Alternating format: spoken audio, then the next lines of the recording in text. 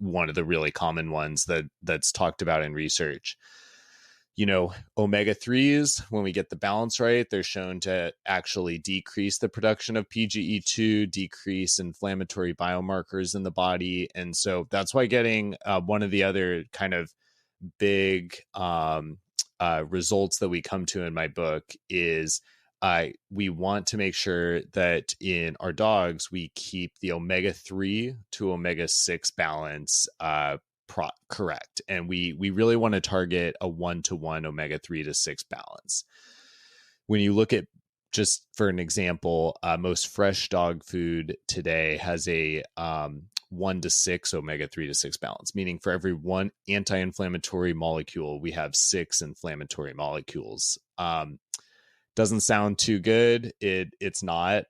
And it does cost more to have more anti-inflammatory fat ratios.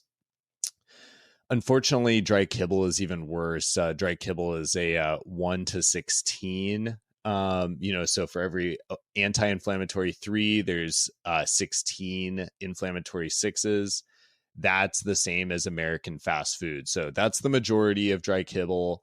It's why I always tell people, please stop feeding your dog dry kibble. Fortunately, a lot of pet parents, especially probably many of the ones who are going to be watching this interview and care to this level, are probably not feeding dry kibble anymore. But I still talk to a lot of pet parents every week who tell me, oh, but don't worry, I'm feeding my dog a high quality dry kibble. And I'm like, I love you, but I have to tell you, there is no such thing as a non-inflammatory dry kibble. And the reason is because the hot extrusion cooking process oxidizes all those fats, turning them into free radicals. So, there's a reason why when we switch our dog off of dry kibble alone, they live 2 years longer at least.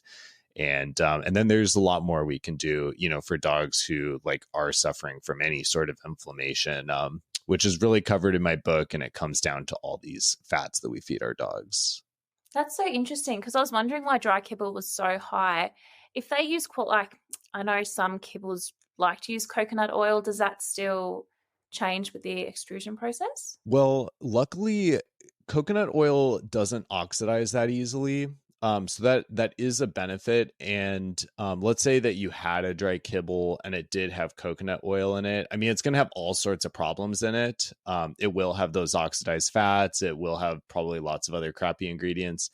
But as far as the coco-omega effect goes, if the omega-3s are kept intact, and so that would hopefully come from something like fish oil. Hopefully a pet parent might supplement that after, because if you put fish oil into a hot extrusion machine, it's definitely going to oxidize. So, I mean, people are concerned enough about the salmon oil you get in a bottle to your house oxidizing because it was shipped in heat and was in the bottle for 6 months, which is a real concern. So definitely if you throw it through this high pressure grinding machine that cooks it at 450 degrees, that's going to oxidize. So, it's always better to, go, if anyone's trying to achieve this coco-omega effect, it's always better to kind of do it, of course, with minimally processed food. A lot of times if you don't see the fish oil in your dog's food, we can supplement that. We can also supplement the MCT oil or the coconut oil. You can really choose either one, but you just want to make sure that the MCT oil has lauric acid. So a lot of people, for instance, anyone who goes on keto is going to be looking for an MCT oil that does not have lauric acid.